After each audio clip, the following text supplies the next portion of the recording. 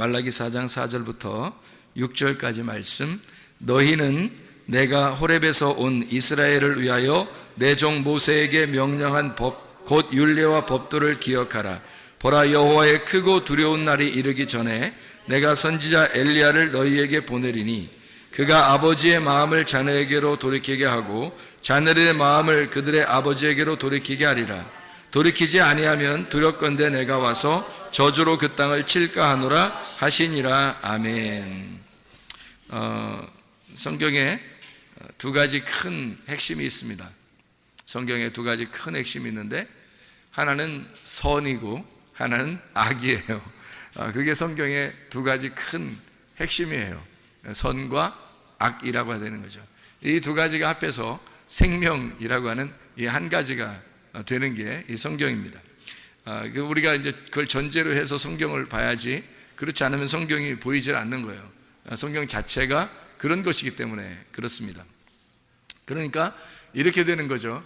하나님이 복을 내려주시는데, 말씀을 잘 지켜 행하면 복을 내려주시는데 그 복을 안 받으면 진노가 임한다, 이 말이에요. 그러니까 진노와 복은 아주 같이 병행하는 거죠. 그러니까 진노하고 복은 같이 병행. 그러니까 선과 악은 같이 병행해서 우리에게 찾아오는데, 우리가 선을 선택하지 않으면 악한 것이 우리에게 온다는 얘기예요. 그러니까 하나님의 복이 임하지 않으면 하나님의 진노가 같이 임한다, 이런 얘기입니다. 그러니까 여호와의 크고 두려우신 날, 여호와의 크고 두려우신 날이 어떤 날이겠어요? 여호와의 크고 두려우신 날이, 그날 여호와의 크고 두려우신 날이 임하는데, 그때는 언제냐면 그 전에 엘리야를 보낸다고 그랬고, 그리고 침례 요한을 보낸다고 그랬거든요. 그러니까 침례 요한하고 엘리야를 보내는데 어떤 말씀을 너희가 기억하고 있어야 된다? 모세의 율례를 너희가 기억하고 있어야 된다. 그러니까 모세와 엘리야와 침례 요한은 사실은 같은 입장인 거예요. 모세와 엘리야와 침례 요한은 같은 입장인데, 엘리야와 이제 엘리야 같은 그런 침례 요한을 너에게 보낸다. 어떻게? 언제? 크고 두려운 날이 임하기 전에 보낼 것이다, 이런 얘기죠. 그러면 크고 두려운 날이 임하는 날은 어떤 날이에요? 그 날은 구원의 날인 거죠.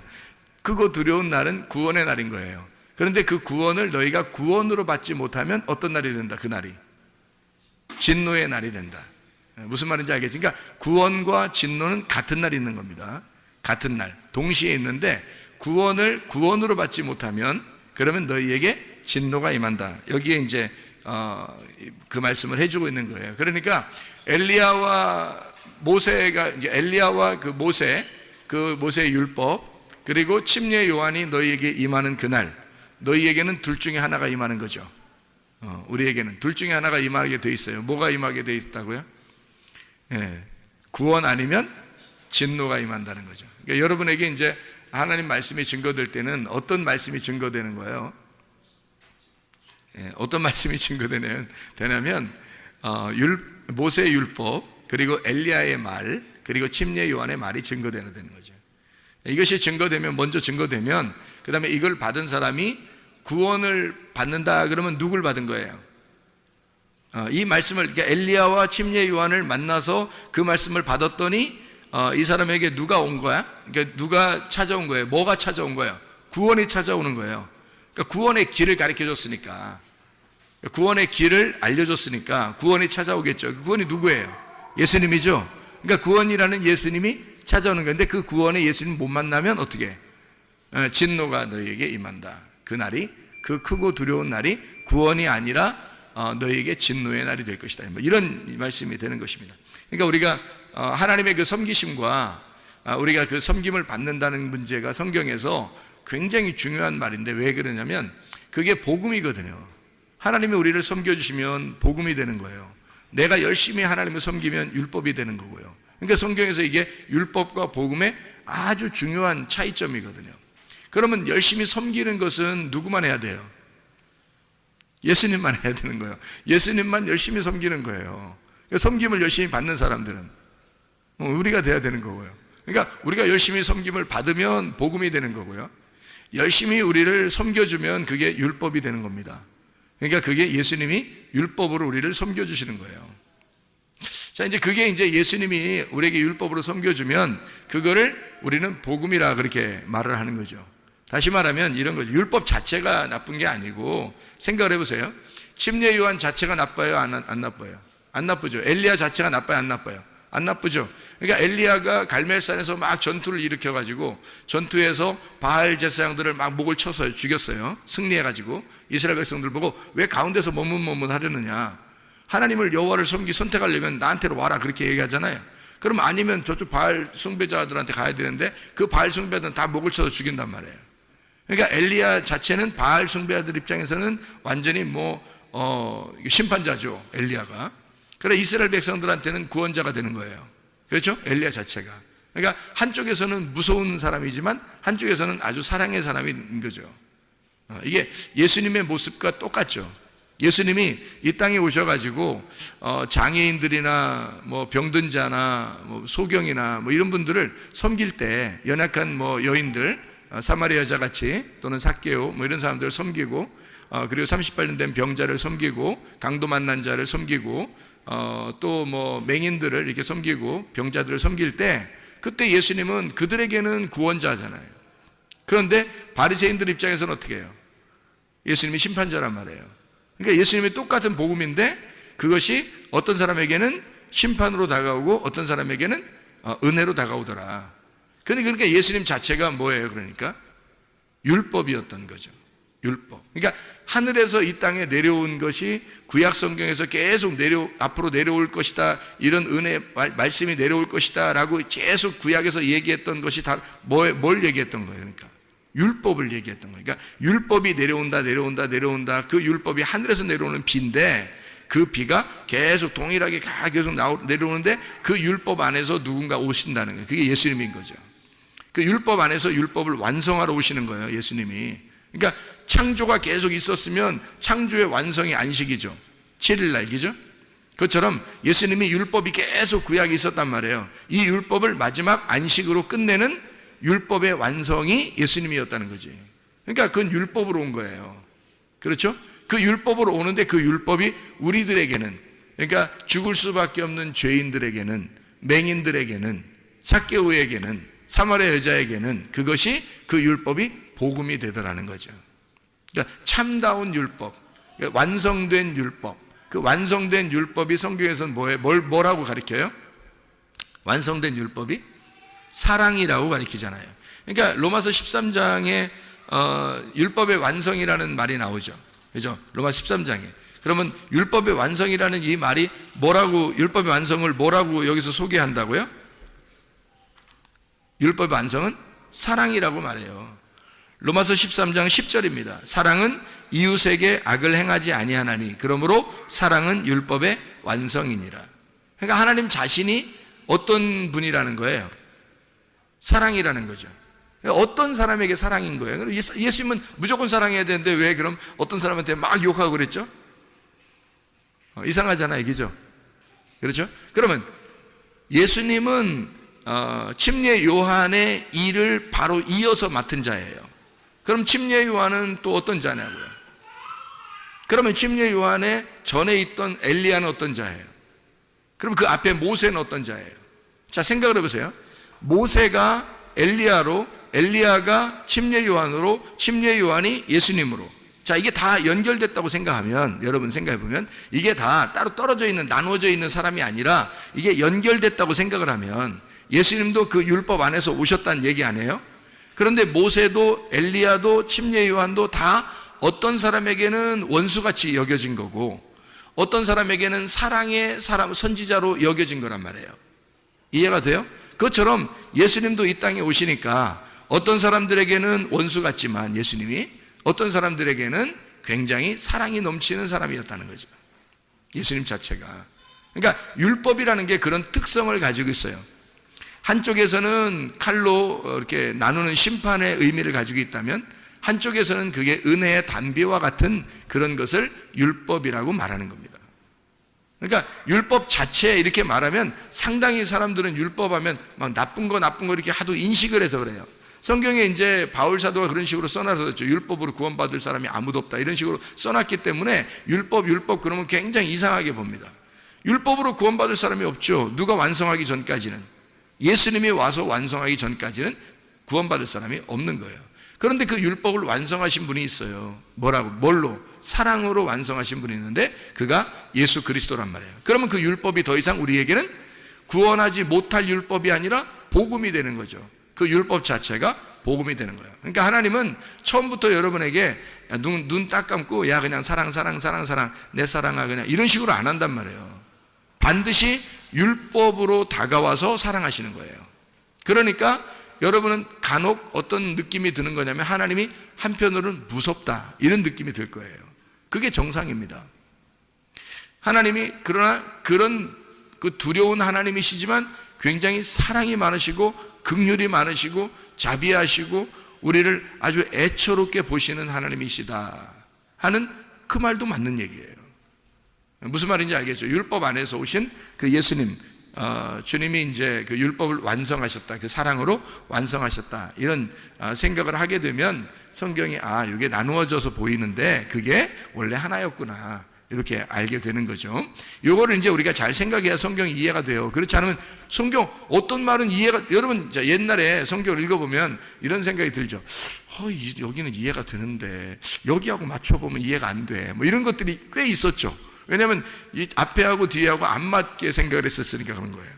똑같이 이게 다 같이 하나로 연결돼서 생각을 했어야 되는데 이쪽에서 읽을 때는 여기만 앞에만 이해가 되고 뒤에 부분 읽을 때는 뒤에만 이해가 돼. 앞에하고 뒤에하고 합쳐놓으면 이해가 안 돼.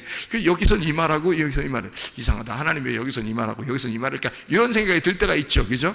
하나님이 똑같은 말을 이쪽에서는 반대로 얘기하고 이쪽에서는 또 반대로 얘기하고 막 그런 게 있어요.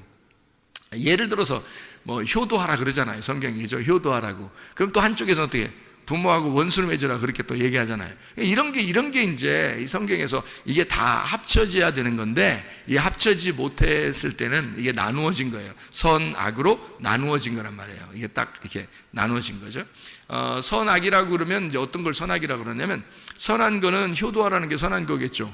지금 예를 들어서 하나 얘기하면 선한 거라면 효도하는 게 선한 거겠죠. 그러면 이제 원수 맺으라는 건 악한 거겠죠. 그런 거예요. 그러니까 선과 악으로 이렇게 나누어지는 건데 그거를 두 개 합치면 이게 악한 거예요. 선, 악이에요, 그게. 근데 요거를 가운데서 완성을 하는 게 죽음이에요. 그래서 그거를 그 사이에서 죽어버리면 이게 완성이 되는 거예요. 그러니까 그 죽음의 완성이 사랑의 죽음이죠. 죽음의 사랑. 그게 이제 완성을 시키는 거예요. 이웃을 위해서 목숨을 버리는 그 사랑. 그 예수님이 하는 것이죠. 예수님은 우리의 이웃이니까. 그죠? 우리가 예수님의 이웃이고 우리의 이웃은 예수님이에요. 그러니까 예수님과 우리는 서로 이웃인데 원수가 아니고 이웃이어야 말이에요. 그래서 원수인 나를, 율법으로 원수를 맺었던 나를 율법이 오셔서 완성, 이웃을 사랑함으로 완성을 했단 말이에요. 그래서 십자가에 못 박혀 죽으셔서 이 율법이 완성이 됐어요, 이미. 그래서 결론은 항상 성경의 결론은 다 선한 것으로 나옵니다.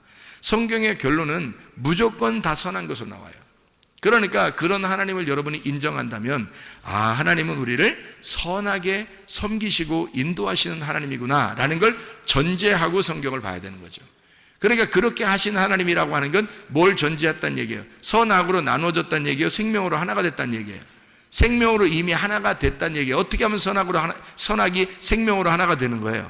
어떻게 하면? 죽으면, 선악으로 죽으면 생명으로 하나가 되는 거예요.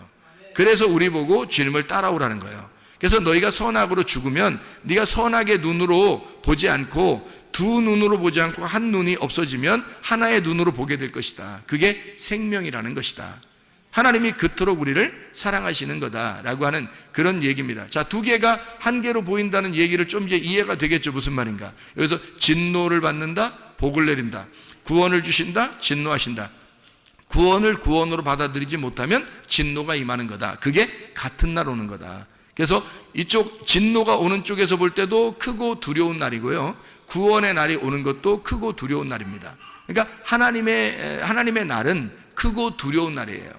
그런데 한쪽에서는 구원의 찬양을 하게 되고 한쪽에서는 통곡하는 진노가 임하게 되는 것입니다. 그게 이제 누가 임하면 그렇게 된다고요? 누가 오면? 침례 요한이 오면 그런 일이 벌어진다고. 그럼 그 침례 요한이 누구의 이름으로 왔다고요? 엘리야의 이름으로 왔다고요. 엘리야처럼 왔다고. 그 엘리야는 뭐 어떤 말씀으로 왔다고요? 모세의 말씀으로 왔다고. 이게 다 세트라니까. 세트 알잖아 우리. 세트 알잖아. 자, 모세, 엘리야, 침례 요한, 이게 세트라고요, 성경에. 그래서 모세, 엘리야, 침례 요한 이름 많이 나오죠, 성경에. 이게 세트니까 기억하고 있어야 되지. 그게 율법의 대표예요. 그러니까 모세, 엘리야, 침례 요한. 그래서 말라기서의 지금 4장 4절부터 6절까지 말씀은 세 사람의 이름이 나오죠. 어떤 사람의 이름이 나와요? 예, 그러니까 엘리야의 이름으로 오는 자가 하나 있고, 그리고 모세의 율법이 먼저 나오기죠. 모세의 율법이 먼저 나오고, 그 다음에 엘리야의 마음을 가진 자가 나온다는 거예요. 그가 침례 요한이죠. 그러니까 모세, 엘리야, 침례 요한, 맞죠? 그렇게 오게 되면 그가 오면 그 길을 마련해서 누군가를 만나도록 한다는 거예요. 그 만나도록 하는 그 날이 크고 두려운 날이다, 이런 말씀이죠. 이해가 되겠죠, 무슨 말인가? 자, 우리 그러면 이제 마태복음 11장 11절 12절의 말씀을 우리 한번 보면은 거기에 뭐가 나올까요? 마태복음 11장 11절 12절의 말씀에 보면, 내가 진실로 너에게 말하노니 여자가 낳은 자 중에 침례 요한보다 큰 이가 일어남이 없도다. 그러나 천국에서는 극히 작은 자라도 그보다 크니라. 침례 요한의 때부터 지금까지 천국은 침노를 당하나니 침노하는 자는 빼앗느니라, 이렇게 되어 있잖아요. 그러니까 그 침노한다는 말이 나오고, 그 다음에 빼앗는다는 얘기가 나오고, 그 다음에 천국이라는 말이 나오잖아요. 그러면 여기서 침례 요한보다 그 전에는 큰 사람이 있다, 없다? 없다. 그러면 침례 요한보다 큰 사람이 없으니까 앞에 구약의 성경 중에서 엘리야가 침례 요한보다 커요, 안 커요? 안 크다. 모세가 커요, 안 커요? 안 크다. 침례 요한이 가장 크다. 솔로몬이 더 커요, 안 커요? 안 크다. 침례 요한이 가장 크다. 지금 그런 얘기 하는 얘기죠? 다윗보다 더 크다, 노아보다 더 크다. 어이구, 어마어마하네. 이제 침례 요한이 진짜 어마어마한 사람이네요, 그죠? 왜 이렇게 얘기했을까요? 왜 침례 요한보다 다 작다고 그랬을까? 앞에 있는 사람들은 침례 요한이 율법의 마지막 주자예요. 그러니까 왜 그 달리기 할 때 잘 뛰는 사람을 최고 마지막에 두잖아. 릴레이 경주할 때, 그죠? 이렇게 5명이 달리기 한다면, 이어서 달리기 한다면, 마지막 달리는 사람이, 최고 잘 뛰는 사람이 마지막 달리죠? 그러니까 침례 요한이 율법 중에서 가장 잘 달리는 사람이란 말이에요. 가장 잘 달리는 사람, 침례 요한이에요. 그 침례 요한이 나중에 어떤 이름으로 바뀌느냐면요, 사랑의 사도 요한으로 바뀌는 거예요. 이름이 똑같은 이름이잖아요. 그러니까 침례 요한이 뭘로 바뀌느냐면, 이게 침례 요한의 그 율법이 완성이 되잖아요. 그러면 사랑의 요한이 되는 거예요. 성경에 보면 요한복음 하면 막 사랑이 넘치죠. 요한 1서, 요한 2서, 요한 3서 그러면 막 사랑이 넘치잖아요. 하나님은 사랑이시다 막 이러고 막 이러잖아요. 그게 뭐 때문에 요한을 갖다 그렇게, 요한이 또 그런 글을 쓰게 되도록 하나님이 허락하셨을까? 그게 침례 요한이 율법의 마지막 주자로 왔기 때문에, 그 율법이 완성된 예수가 마지막 이제 오잖아요. 침례 요한 다음으로 예수님 오잖아요. 그러면 요한이 사랑의 하나님을 소개하는 거예요. 그러니까 이 사랑의 순서를 소개하느라고 침례 요한이 예수님을 거쳐 사랑의 요한이 되는 거란 말이에요. 아니, 물론 이 사람이 죽었다가 요한으로 부활해서 무슨 윤회했다 이런 말이 아니에요. 그런 말이 아니라 성경의 그 요한이라는 이름 자체가, 그 요한이 침례 요한이라는 이름하고 요한, 그리고 예수님 거쳐서 그 다음에 사랑의 요한이 된단 말이에요. 마지막에 십자 못 박혀 돌아가실 때 누구만 거기 십자가 밑에 있었어요? 제자 중에서 요한만 있었어요. 요한만. 그래서 예수님 뭐라 그래요? 요한 보고 이제 오늘부터 네가 어머니 모셔라 그러잖아요. 그 어머니한테 뭐라 그래요? 오늘부터 아들 하세요, 이쪽, 이렇게 하셨잖아요. 그러니까 거기서 하여튼 십자가에 못 박혀 돌아가실 때까지 하여튼 효도는 하여튼 하신 분이야. 십자가 못 박혀 돌아가시면서 끝까지 하여튼 효도하신 분이야. 아들하고 그 어머니하고 자긴 죽으니까 이제 둘이 연결하세요. 둘이 이제 손 잡으세요. 마지막 이제 해놓고 이제 돌아가시는 거예요. 제가 돌아가시는 거예요? 하니까 물어보는 거죠. 물어보는 거면 이제 그런 것 같지가 않죠. 그런 건 아니죠. 왜냐하면 보세요. 예수님의 동생들이 있어요, 없어요? 있어요. 예수님의 동생들이 있기 때문에 굳이 요한을 아들로 안 해도 아들들이 있어요. 아들들이 있다고. 예수님 동생들이 다 살아 있었어요. 그렇기 때문에 요한이 아니더라도 이미 아들들은 있어요. 근데 굳이 거기서 왜 사랑의 사도 요한을 예수님의 어머니 마리아의 아들로 만들어 놨냐면, 이제 육신으로 온 예수 그리스도가 십자가 못 박혀 돌아가셔요. 그러니까 이제는 이 아들의 일이 끝났잖아요. 아들의 일이 끝났어요. 그러면 이제 여기 마리아의 아들로서 온 사람이 예수님인데, 그럼 다른 동생들도 있었잖아요. 근데 다른 동생들은 많이 성경에서 언급을 안 해요. 왜냐하면 마리아가 어떤 여자예요? 마리아가 어떤 여자예요? 마라에서 나온 이름이 마리아라 그랬죠? 예, 마라. 이게 마라에서 온 마리아라고 했어요. 그러면 이 마라가 뭐죠? 쓰다라는 이름이에요. 그러니까 쓰다, 잉태의 고통, 쓰다. 그러면 왜 쓴 건가요? 왜 써요? 죄가 있으니까 쓰죠. 그러니까 죄악 가운데 죄악으로 잉태된 아들을 가진 자, 마라란 말이에요. 이 마라의 쓴물에서 예수가 나오면 뭐가 되겠어요? 배가. 원래 배는 마라예요. 배는 쓴 배예요. 죄가 있는 배인데, 아들이 이 속에 잉태되면 내 속에 있는 죄를 다 끄집어내서 아들이 끄집어 가지고 나온단 말이에요. 그럼 배가 어떻게 되겠어요? 깨끗해지겠죠? 깨끗해지니까 거룩한 배가 되는 거예요. 이제는 쓴 물이 단물로 바뀐단 말이에요. 이게. 그래서 한 배에서 쓴 물이 단물로 바뀌는 여자, 마라가 마리아가 된 여자예요. 근데 이 마리아가 어느 여자를 갖다가 성경에서 설명하려고 마리아가 나온 걸까요? 마리아가 하와예요. 하와. 그러니까 창세기 3장에 하와가 뱀한테 이제 범죄했잖아요. 그죠? 뱀하고 같이 범죄했는데, 하나님을 거역한 범죄를 하고 나서 하나님이 뭐라 그래요? 남자는 일하라 그러고 여자는 잉태하는 고통을 가져라, 뭐 그런 얘기를 하죠. 그리고 여자의 아들이 뱀의 머리를 밟게 될 것이다, 이런 얘기를 하죠. 그럼 그 여자의 아들이라는 말이, 거기서 여자가 누구밖에 없었어요? 그 얘기를 듣는 사람 중에서는 하와밖에 없었죠. 그 여자의 아들이 뱀의 머리를 밟게 될 것이다 라고 하는 그 여자, 쓴물을 가진, 다시 말하면 선악과를 먹어버린 그 쓴물을 가진 여자의 후손으로 누가 왔어요? 여자로 마리아가 온 거예요. 마리아가 대표로 온 거고, 이 세상에는 모두 다 여자의 아들이 아니라 남자의 아들이거든요. 우리 모든 인간들은 남자의 아들입니다. 왜냐하면 남자가 있어야 아이가 나오는 거니까. 생각을 해보세요. 근데 남자 없이 여자가 아기를 잉태한 것은 누구밖에 없어요? 예, 예수님밖에 없어요. 인류사에 창세기부터 요한계시록까지 예수 한 분만 남자 없이 여자가 낳았단 말이에요. 이해가 돼요? 그래서 여자가 난 예수, 그 아들이 뱀의 머리를 밟게 될 것이다 라고 얘기한 거거든요. 이해가 되겠죠? 그래서 이 마라의 쓴물을 가진 여자가 예수를 잉태하고 출산함으로 그가 단물로 바뀌는, 이런 선악과가 생명나무로 바뀌는 역사가 일어났다는 얘기입니다. 그 아들이 이 땅에 오셨거든요. 그러니까 마리아에게서, 여자에게서 유일하게 태어난 남자가 누구라고요? 예수님이라고요. 근데 그 아들을 지금 누구한테 인계해 주는 거예요? 십자가 못 박혀 돌아가실 때 요한한테 인계해 주는 거란 말이에요. 그러면 요한이 이제 그다음부터는 어떤 사람이 된다는 거야?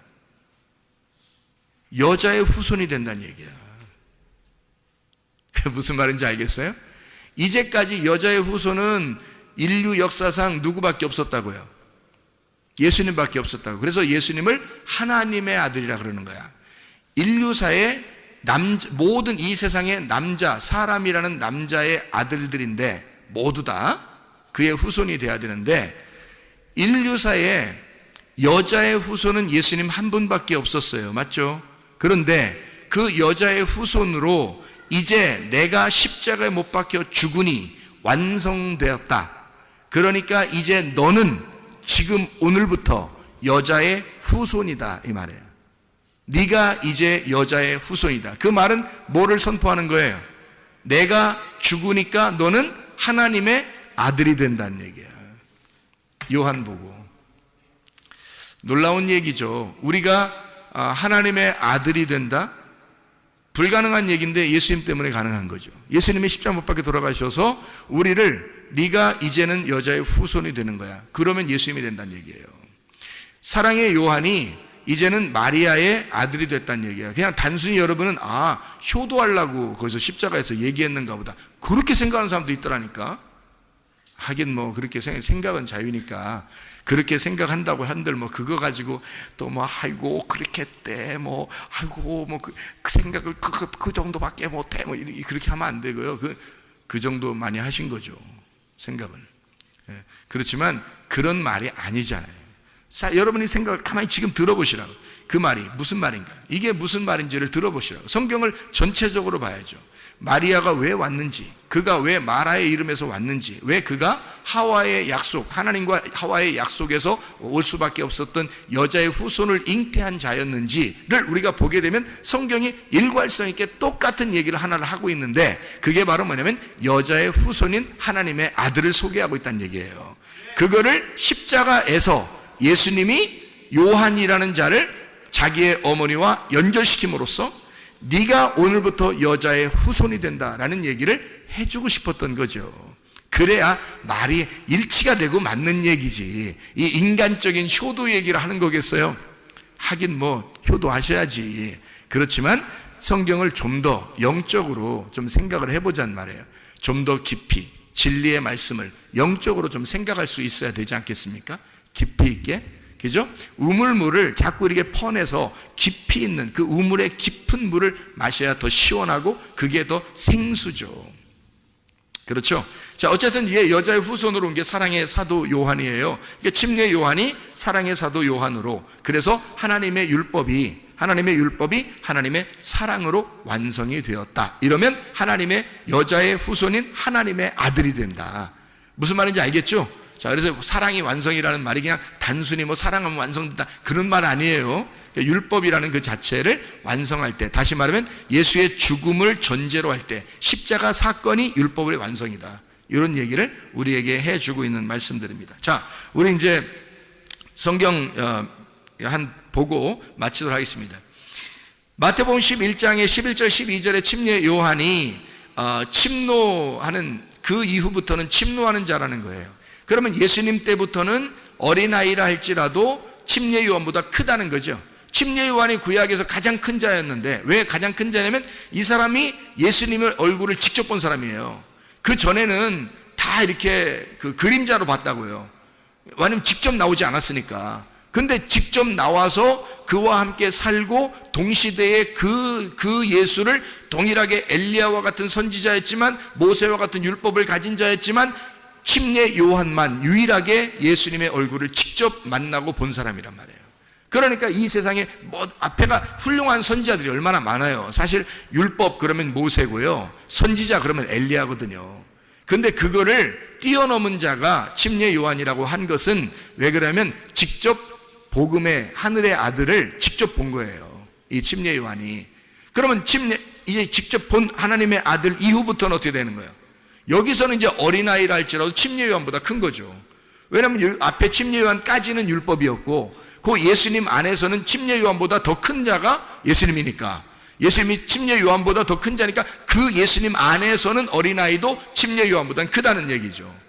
그러니까 누가 침노하느냐는 거예요. 예수님이 침례 요한 때까지 이제 이 때부터 지금 천국이 올 때까지 계속 침례 요한까지는 율법의 시대였는데 그때부터 천국은 침노를 받는데요. 침례 요한 때부터 천국이 침노를 받는데, 그럼 그 침노한다는 말이 어떤 의미라고요? 침노가 비아조라는 단어입니다. 강제로 들어가다라는 말이고, 이게 비아, 폭력이라는 단어입니다. 비오스, 생명이라는 말이고요. 침노하는 자가 빼앗는다 할 때 그 침노하는 자가 비아스테스라는 단어고, 이게 난폭한 사람, 폭력자를 말합니다. 폭력자만이 그걸 빼앗게 된다는 거예요. 이게 비아조에서 나온 단어고요. 강제로 들어간다는 말입니다. 그러니까 침노에 들어간다는 걸 의미하는 거예요. 구원은 그러니까 그냥 단순하게 은혜로 받지만 그 구원을 받은 것을 이 하나님의 말씀을 깨닫고 완성을 하려면요, 이게 계속 침노에 들어가야 되는 거예요. 침노에 들어가는 거예요. 그러니까 이 침례 요한 때부터 예수님까지 계속 폭력을 당한다는 거예요. 이게. 그러면 왜 폭력을 당한다는 단어를 썼을까? 이렇게 폭력을 당한다는 단어를 왜 여기다가 썼을까 하는 얘기예요. 그게 율법이었기 때문입니다.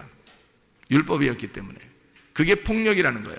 그러니까 율법이라고 하는 건 어떻게 뭐라고 했어요? 율법은 폭력과 사랑이 같이 온다 그랬죠, 그죠? 그러니까 진노와 구원이 같이 온다 그래요. 그게 율법이라고요. 그런데 이 예수님은 이 율법의 어느 부분을 맡았어요? 은혜의 부분을 맡은 거예요. 예수님이 율법이 이렇게 하나인데, 율법이 구원과 진노가 같이 오고 율법의 은혜와 이 징계가 같이 오는데, 그 중에 은혜의 부분을, 복음의 부분을 누가 맡았냐면 예수님이 맡은 거예요.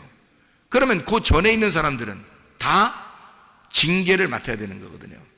그 할당된 분야가 그런 거예요. 할당된 분야가 그런 거지, 그 사람들이 뭐 나쁘다 이런 의미가 아니란 말이에요. 할당된 분야가 모세, 엘리야, 침례 요한에 맡은 분야가 뭐냐면 침노하는 겁니다. 그러니까 침노, 폭력하는 자가 누가 돼야 되느냐면 침례 요한 때부터 예수님 천국이 올 때까지가 계속 침노를 당하는, 폭행을 당하는 거니까 잘 생각해 봐요.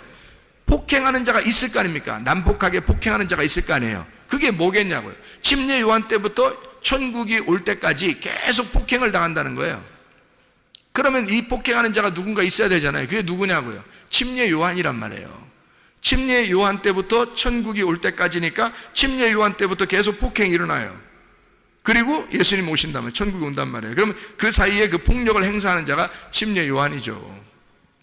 그러면 또 이제 이걸 우리가 잘 생각해 봐야 돼요. 왜 이거를 생각해 봐야 되냐면, 여러분 그 누가복음 10장 30절에 보면 강도 만난 자가 나오는데, 강도 만난 자가 어떻게 됐죠? 때려 맞아가지고 어떻게 됐어요?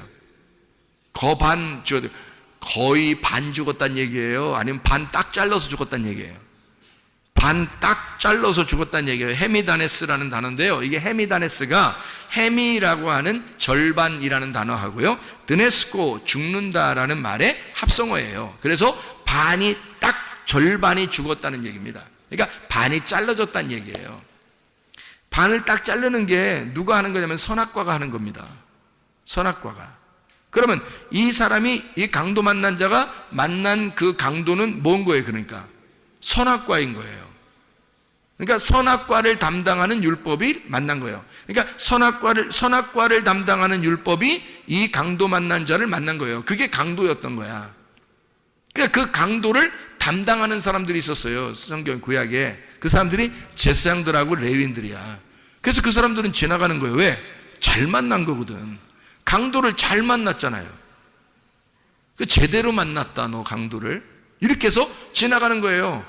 자기들이. 그러니까 우리가 이제 그냥 보면은, 아우 이 사람들 진짜 인간적으로 사랑도 없어, 뭐 이 사람들 인간도 아니야, 뭐 야 우리는 그렇게 살지 말자, 뭐 이러면서 얘기를 해요. 그러면 이제 성경을 진짜 엉덩이가 뚱뚱하게 보는 거예요, 진짜. 그게 진짜 성경을 그러니까 전혀 다른 눈으로 보는 거예요. 성경이 하나님의 눈으로 보질 않고 그냥 진짜 자기 눈으로 보는 거예요. 야, 우리 착하게 살자. 이러면 안 되겠다. 야, 사람이 인간이 진짜 그럴 수 있냐? 누가 옆에서 그렇게 이렇게, 강도 만나가지고 이렇게 힘들어 하는데, 그냥 지나쳐. 우리 레위나 제사장들, 그 사람들 외식하는 사람들이니까 그런 식으로 살지 말고 사랑을 해줘야 돼. 이렇게 얘기하는데요. 제사장과 레위인이 지나간 이유를 제가 가만히 여기서 생각을 해봤어요. 우물을 파고 또 파고 또 파서 깊이 생각을 해봤어요. 그 깊은 우물을 이렇게 들여다보니까 제사장과 레위인이 그 사람을 지나칠 수밖에 없었던 이유는 그가 제대로 강도를 만났기 때문입니다. 제대로 강도를 만났기 때문에 딱 반이 잘라진 거예요. 그러니까 제사장 레위인이 더 이상 건들 게 없는 거야. 자기들이 건들 게 없어서 그냥 지나가는 거예요. 반 잘라지는 역할을 제사장 레위인, 그 율법이 해야 되는 거거든요. 그 율법이 담당하는 거예요. 그게 선악과가 담당을 해야 되는 거거든요. 제대로 감당을 했어요. 제대로 담당해서 제대로 잘라놓고 가는 거야. 그러니까 누구만 오면 돼요? 선한 사마리아인만 오면 되는 거예요. 선한 사마리아는 왜 온 거예요? 자기가 반쪽이니까. 반쪽을 잃어버린 반쪽이에요. 그게 선한 사마리아인이야. 그래서 반쪽을 찾아서 좀 먼 길을 온 거예요. 지금 반쪽을 찾아서 하늘에서 이 땅으로 반쪽을, 자기의 잃어버린 반쪽을 찾아온 거예요. 그러니까 반쪽을 만났으니 제대로 만난 거죠. 그러니 선한 사마리아인은 당연히 만나러 오는 거고요. 제사장 레위인들은 잘라놓고 잘라진 걸 보고 가는 거고요. 확인하고 가는 거고, 선한 사마리아인은 자기 잃어버린 반쪽을 찾아서 온 거죠. 자, 이런 말씀드립니다. 성경이요. 얼마나 감사한지. 우리는 사실 이 땅에서 잃어버린 반쪽이 되어야 그 나를 찾으러, 자기의 잃어버린 반쪽을 찾으러 오신 예수님을 만나요. 그 잃어버린 자가 되어야 돼요, 우리가. 그래서 예수님이 이 땅에 아폴림이 잃어버린 자, 파괴된 자, 그런 자를 찾아서 구원하려 함이라. 이렇게 주님께서 삭개오 만났을 때 그렇게 얘기하잖아요. 사람들이 막 비난하고 그러니까 왜 삭개오 만나서 구원해요? 말이니까 예수님이 그런 말해요. 누가복음 19장 10절 말씀에 나는 인자는 잃어버린 자를 찾아서 구원하려 함이라. 이렇게 말해요. 뭘 잃어버린 거예요? 반쪽을. 내 반쪽을 잃어버렸으니까 반쪽을 찾아와서 그를 구원해야 되는 거예요. 그게 예수님이라고요. 그러려면 어떻게 돼요? 반쪽이 잘라져 있었어야 되죠, 누군가가. 그게 삭개오가 반 잘라져 있었던 사람이에요. 사마리아 여자가 반 잘라져 있었던 사람이라고. 그래서 예수님이 찾으러 온 거예요, 그 사람들을. 이해가 되겠어요? 여러분이 어떤 사람 되면 분명히 구원받을 수 있겠어요? 반 잘라지면 구원받겠죠. 뭘로 잘라져야 돼요? 율법, 모세, 엘리야, 침례 요한에 의하여 반 잘라져야 된다는 얘기입니다. 이해가 되겠습니까? 그렇게 되면 예수님이 찾아오신다는 얘기예요. 율법과 모세, 엘리야, 침례 요한은 하나였으니까 그게 우리를 자르는 역할을 가지고 있는, 헤미다네스를 역할을 하는, 헤미 절반, 드네스코 죽이는, 반을 딱 잘라 죽이는 역할을 하는 자니까 그것이.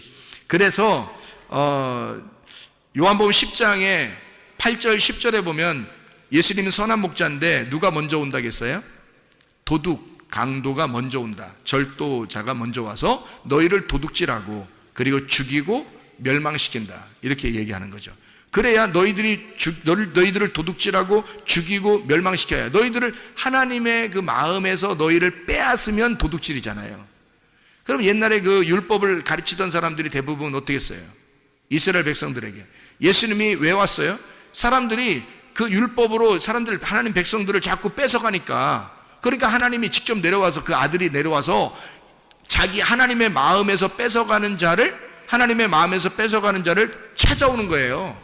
그러니까 그걸 뺏어가는 자가 있었는데 그걸 도둑이요, 절도, 죽이고 멸망시키는 자다, 이렇게 얘기한 거죠.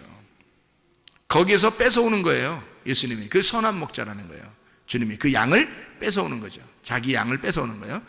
누군지 알겠죠? 그러니까 이게 자기들 양이 아니야. 이게 도둑놈들 양이 아니에요. 이 도둑놈들이 누구예요? 그러니까 율법사들, 제사장들, 바리새인들, 이런 사람들이에요.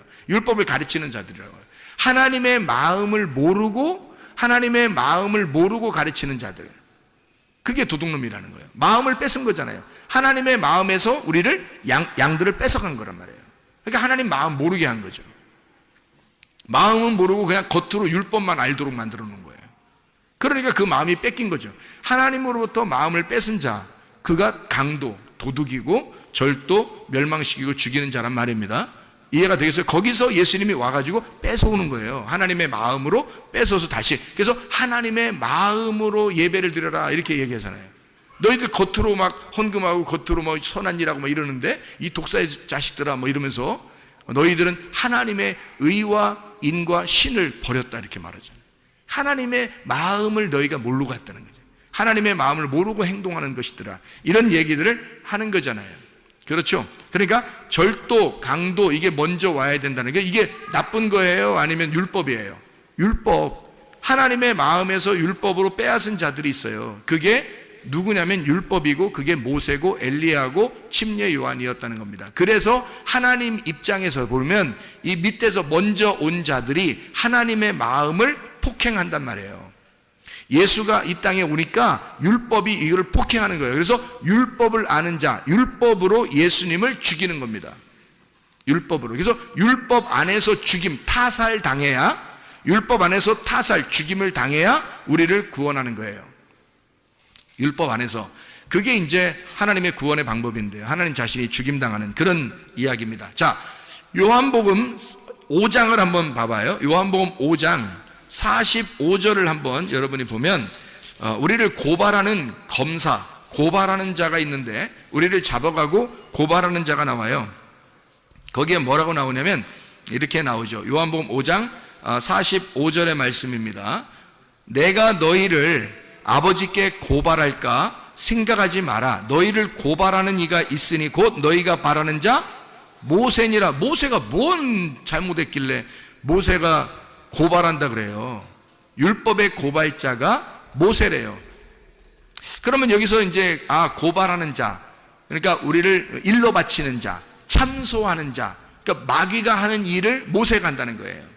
그 일을 땅에서 감당한다는 게 모세라는 거야. 그러면 이게 무슨 말이냐 이거야. 이게 성경에 일치적으로 보면 먼저 온 자란 말이죠. 먼저 온 자니까 모세, 엘리야, 침례 요한. 그때부터 주님, 하나님의 아들이 침노를 당한다. 침범, 폭행을 당한다는 얘기예요. 그럼 이 폭행을 당해서 이 예수가 죽으면 여기 있는 게 어떻게 해요? 여기 있는 법이 없어져 버리는 거예요. 법은 원래 있는데, 없는 게 아니라 있는데 사람이 죽었기 때문에 없어지는 거야. 이 법을 끌어안고 사람이 죽었잖아요. 누가? 예수님이 죽어버렸잖아. 그러니까 더 이상 법이 없어져 버린 거예요. 우리한테. 우리를 정죄할 법이 없는 거예요. 그래서 너희가 뭐가 죄라는 거예요? 그럼 너희를 정죄할 법이 없어졌다잖아. 법 있잖아. 있는데 그 있는 거는 이렇게 예수님이 오셔서 죽으셨다는 걸 설명해 주려고 그러는 거예요. 그러면 뭐가 이제 죄라는 거예요? 법은 없어졌으니까 뭐가 죄예요? 그 죄를 용서하신 예수님을 안 믿는 게 죄라 그러잖아요. 그래서 요한복음 16장 9절에, 그죠? 그러니까 죄는 더 이상 이제 율법이 아니라 율법이라는 법이 없어졌단 말이야. 사람이 죽었기 때문에. 그래서 예수님이 그걸 율법을 끌어안고 다 죽었으니까, 법이 없어졌으니까 이제 뭐가 죄냐면 그 예수님을 안 받아들이면 그게 죄라는 거예요. 그래서 용서받지 못한다는 거예요. 그게. 다른 거는 다 용서받아요. 다른 거는. 그러면 그래? 다른 거 다 용서받아? 그럼 내 교회 다니고 내 예수 믿었는데 내가 한번 내 할 짓 한번 해볼까? 뭐 이렇게 하면 이제 그건 넌 믿은 게 아니지. 너는 믿은 게 아니지. 너는 거짓이었지. 그 능멸하는 거죠. 하나님을 능멸하는 태도입니다. 그럴 수가 없어요. 죄를 질 수가 없습니다. 그러니까 하나님 안에서 사는 거를 죄가 없다 그렇게 말하는 거예요. 하나님과 한 마음이 돼서 사는 거를 죄가 없다 그렇게 얘기하는 거란 말이에요. 그러니까 고발자가 누군지 아셨죠? 이제 침노하는 자가 누군지 아셨죠? 그게 먼저 와야 천국이 침노를 당하고 천국이 폭행을 당해야 그 다음에 자기가 죽임을 당하죠. 타살당하고 죽임을 당해야 이 법이 끝나잖아요. 율법을 끌어안고 죽었으니까. 그래서 법이 끝나버리는 거란 말이에요. 우리한테는. 그래서 예수가 우리에게 복음이 되는 거예요. 예수님을 받아들인 사람에게는 복음이 되는 거고, 안 받아들인 사람은 여전히 율법이 존재하고 있으니까 모세, 엘리야, 침례 요한이 계속 너를 고발할 거란 말이에요. 이해가 되겠죠? 계속 우리를 모세, 엘리야, 침례 요한이 와서 너희를 고발하는 거예요. 그러면 이제 그가 고발자니까 마귀가 참소하는 자잖아요. 참소하는 자처럼 너희를 율법이 와서 너를 계속해서 고발할 것이다 그 말이에요. 왜요? 왜 고발해요? 왜 고발해요? 우리를 하나님이 사랑하시니까 고발하는 거예요. 왜 그런지 알아요? 자, 모세하고 율법, 엘리야하고 침례 요한 왜 왔는지를 우리가 알아야죠. 그분들이 왜 우리 앞에 와야 하는지. 목사가 왜 여러분 앞에서 여러분에게 진정으로 죄를 깨닫게 하는지 그걸 알아야죠. 예수님 만나게 하기 위해서입니다. 예수님 만나게 하기 위해서. 그러니까 모세나 엘리야나 침례 요한이 다 같이 어떤 사람들이냐면요, 이 사람들이 하나님의 계시의 말씀을 깨달은 주님의 종입니다. 이 사람들이요. 그러면 이 시대에도 어떻게 돼야 돼요? 진짜 예수를 만나게 하려면 도둑이 먼저 와야 되는데 그 도둑이 누구라겠어요? 우리들이라고 했죠. 나라겠다, 지도자라겠단 말이에요. 그러면 모세, 엘리야, 침례 요한, 그리고 율법, 그 율법을 가진 주의 종들이 예수를 만나게 하는 율법, 그러니까 예수를 만나게 하는 그 도둑, 강도, 절도가 돼야 된단 말이에요. 그럼 그게 이제 우리가 생각할 때는 도둑놈, 절도, 강도, 그게 뭐야? 저 사람들이 교회 목사네 그러면서 우리 거 다 도둑질하고 그러는 거 아닌가? 뭐 이렇게 생각할지 모르겠지만 그걸 잘 알아야죠. 왜 모세가, 엘리야가, 침례 요한이 왜 우리를 폭행하고 침노해야 하는지, 왜 예수를 죽여야만 했는지, 그리고 예수를 죽인 것처럼 너희들에게 그렇게 찾아오는지, 왜 그 말씀의 율법의 말씀으로 우리를 왜 찾아와서 우리를 자꾸 때리는지, 가슴을 자꾸 치는지, 그거를 알아야죠. 왜 그러는지. 하나님의 계시를 맡은 그 깨달은 종이 돼야지만이 그 일을 감당해야 되는 거고요. 그걸 모르는 종이 그냥 사람들 설교한다고 그냥 잘한다 이러고 그냥 사람들 귀에 듣기 좋은 말 하고 설교 잘한다 그러고 이렇게 하는 거는 아니란 말이에요. 아무나 이렇게 먼저 온 자가 있어야 예수를 만나는 거니까 먼저 온 자가 아무나 그냥 만나면 여러분이 예수님 만날 것이냐? 아니에요. 침례 요한 같은 사람 만나야 예수님 만나는 거예요. 엘리야 같은 사람 만나야 예수님 만나는 거예요, 여러분. 모세 같은 사람 만나야 되는 거예요. 그럼 이 사람들은 어떤 사람들이었어요? 하나님의 종이었어요. 하나님이 선택한 종이었다고요, 이 사람들. 그런 사람들이 있단 말이죠. 그런 사람을 만나야 여러분이 진짜 복음, 예수를 만날 수 있는 거예요. 아무나 그냥 그냥 설교한다고 다 그냥 그 사람들 다 똑같은 사람들일 거야. 아니, 성경에 이게 모세, 엘리야, 침례요한이 다 다른 사람 똑같아요? 아니에요. 하나님이 분명히 선택한 주의 종들이 있다고요. 하나님이 선택한, 하나님과 진짜 한 마음이 된, 그래서 자기 역할을 감당해야 되는, 자기가 예수가 아니니까 예수를 만나게끔 하는, 자기가 위대해지고 자기가 능력이 많고 자기가 기적을 나타내고 자기가 표적을 나타내고 그러면 그 사람이 예수지. 그럼 예수, 딴 예수 만날 필요 없죠. 그 사람 만나면 되잖아요. 그러면 안 되잖아요. 그러면은 잘못된 종을 만난 거란 말이에요. 그건 진짜 잘못된 걸 만난 거고요.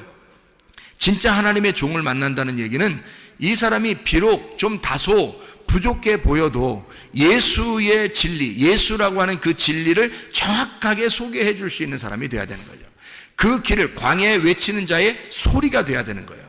그 광야에 외치는 자의 그 임금을 만나게 하려고, 자기가 모시는 그 임금을 만나게 하려고 최선을 다해서 그 소리치는 자, 그거예요. 그러니까 그게 모세고 그게 엘리야고 그게 침례 요한이었던 거란 말이에요. 그러니까 우리가 그들이 뭐라고요? 그러니까 누가복음 10장에서는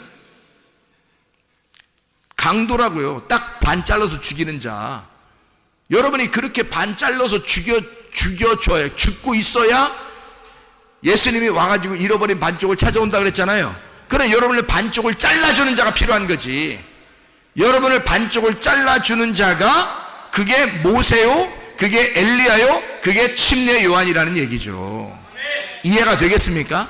그 사람들은 하나님의 전적인 종이에요. 하나님의 계시를 깨달은 종이라고요. 그래서 이 사람들은 그런 일을 자기가 자기의 역할을 충분히 감당하는 거란 말이에요. 자기 잘 보이려고 하는 게 아니라, 이 사람들은 자기들 잘 보이려고 하는 게 하지 않았어요. 하나님을 직접 만나게 하려고 애썼단 말이에요. 이 사람들은. 왜? 자기들은 자기가 진짜 그 복음이 아니니까 자기들은 그냥 잘라주는 역할을 하는 자란 말이에요. 그래서 길을 갖다 제시해주는 자란 말이에요, 이 사람들이.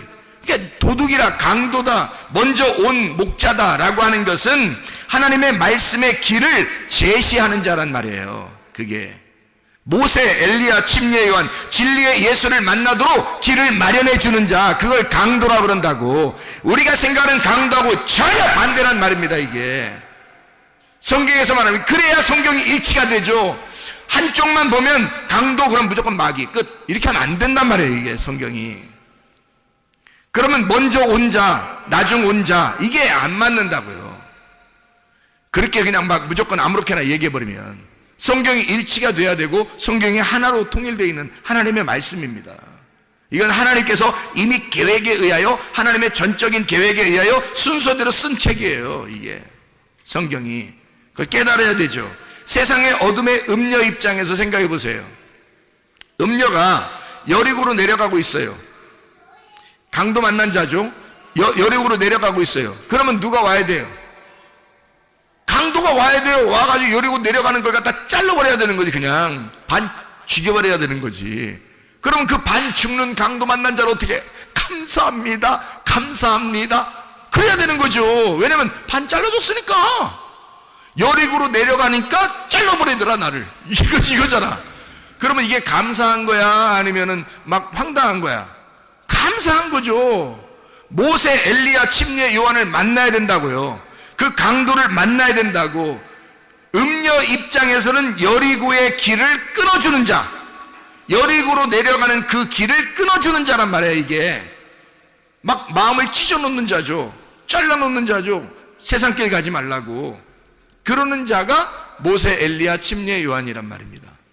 다시 예루살렘으로 길을 돌이키라고, 예루살렘으로 네가 오던 길로 다시 돌이키라고, 그렇게 잘라주는 자란 말이에요. 제 갈 길 가는 어둠의 양이 있어요. 양들은 다 어떻게 간다고 그래요? 자기 갈 길 가요. 자기 갈 길을. 목자가 없으면, 그러니까 자기 제 갈 길을 막 가는 거예요. 목자가 없으면. 그게 양이에요. 제 갈 길 가는 그 양의 길을 끊어주는 자예요.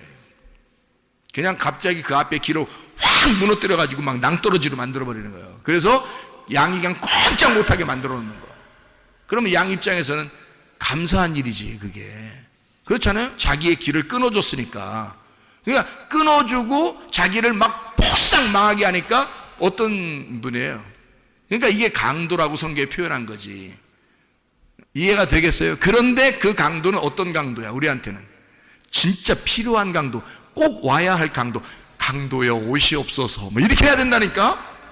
그 강도여 옷이 없어. 왜? 먼저 그 강도가 오셨어야 되는 거예요. 오셔야 돼. 자기한테 그 강도가 오셔야 두 번째 선한 목자 되신 예수님이 오는 거거든요.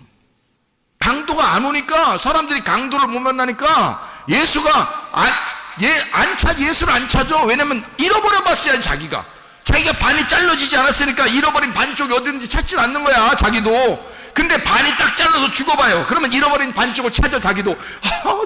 죽겠어 막 이러는데, 이 자기도 잃어버린 반쪽이 막 어선가 막 어디선가 갑자기 나타나가지고 확 반쪽이, 잃어버린 반쪽을 찾아서 확 나타나니까 선한 사마리아인인 거야. 그게 무슨 말인지 이해가 되시죠? 무슨 말이에요, 성경이. 자기의 갈 길 가는 어린 양의 길을 끊어주는 자, 그게 강도라고요. 그게 모세, 엘리야, 침례 요한. 음녀의 입장에서는 강도고 죽이는 자고 멸망시키는 자. 각기 제 길로 가는 양 입장에서는 그가 도둑이고 강도고 죽이는 자고 멸망시키는 자란 말이죠. 그렇지만 그것이 반드시 필요하다, 우리에게. 그걸 먼저 만나야, 그 침노하는 자, 폭행자를 먼저 만나야, 예수를 죽였던 그 폭행자가 누구인지를 정확하게 먼저 만나야 예수를 만날 수 있다는 거죠. 그를 먼저 못 만나면 예수 못 만나죠. 그 폭행자가 누구인지를 먼저 알아야죠. 그 율법 안에서.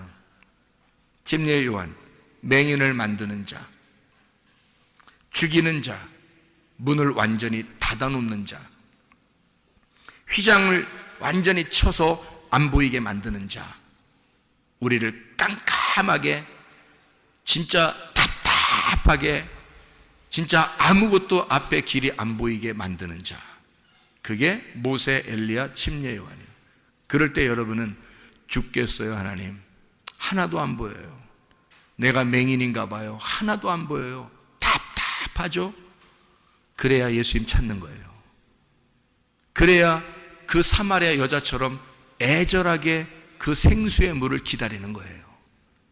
그래야 삭개오처럼 막 달려와서 뽕나무 위에라도 올라가서 얼굴이라도 쳐다보고 싶은 거예요. 맹인이 되어야, 소경이 되어야, 죽이는 자가 죽어가는 자가 되어야, 멸망당하는 자가 되어야, 문이 꽉 막혀서 아주 앞뒤 꽉 막혀 힘들어 죽겠는 사람이 되어야. 홍해바다와 요단강이 우리 앞에 있습니다. 이것을, 홍해바다를 이렇게 앞에 놓고요, 요단강을 이렇게 딱 앞에 막아놓은 것은 이유가 있어요. 이것을 열어주기 위해서입니다.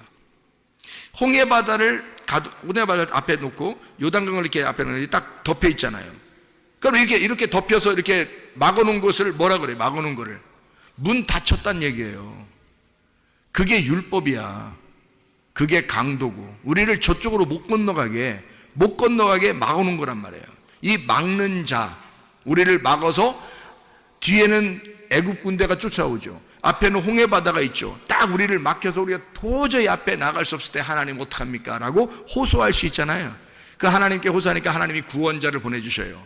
그 구원자가 모세의 지팡이야. 이것을 앞에 내밀어라 이거지.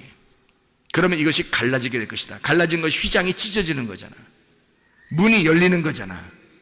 이해가 돼요? 눈 덮였던 소경이 눈이 열리는 거잖아. 이해가 되죠? 죽었던 우리들의 마음이 부활되는 거잖아. 열려지는 거잖아요. 거기를 통과해 지나가라고. 그거를 침노에 폭행해서 찢어내고 나가라고. 그래서 내 마음이 닫혀져 있는 것을 누군가가 나를 찢어놓고 그 사이로 주님을 발견하고 주님을 보도록 만드는 거예요. 그게 우리를 침노하는 자. 천국은 계속해서 침노를 당한다. 계속해서 폭행을 당하고 있다. 그런 자가 모세요, 엘리야요, 침례 요한이었더라. 그를 통해서 우리가 예수라는 진짜 복음을 만나게 하신다.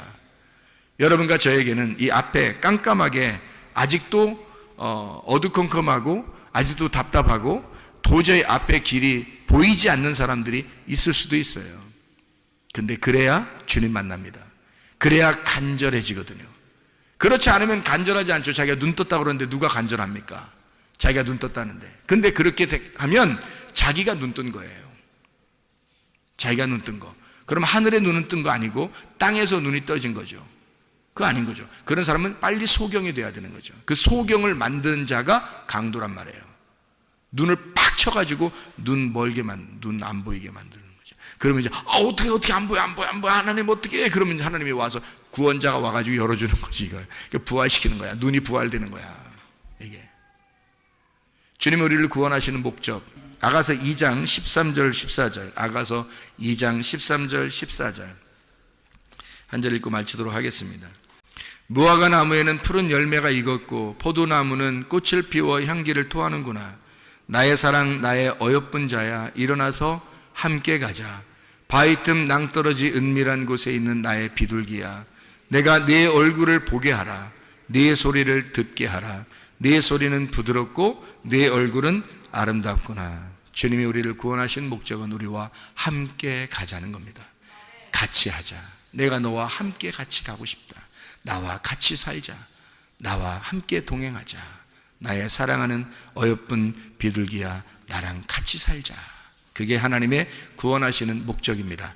우리의 인생 여정이 죽을 때까지 아무리 길다 할지라도 주님과 동행하면 행복할 것입니다. 주님과 동행하면 천국이 이루어질 것입니다. 우리 하나님 아버지 사랑과 은혜를 감사드립니다. 주 안에서 주님과 동행하다가 주님 만나게 도와 주시옵소서. 예수 그리스도 존귀하신 이름 받들어 기도 올려옵나이다. 아멘.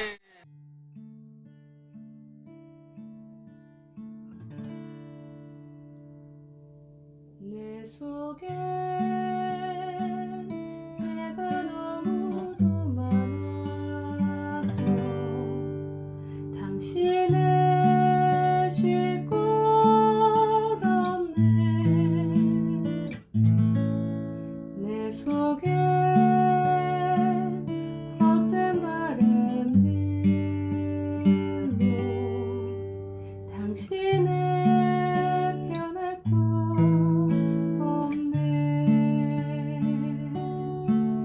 내 속에 내가 어쩔 수 없는 어둠, 당신의 쉴 자리를 뺏고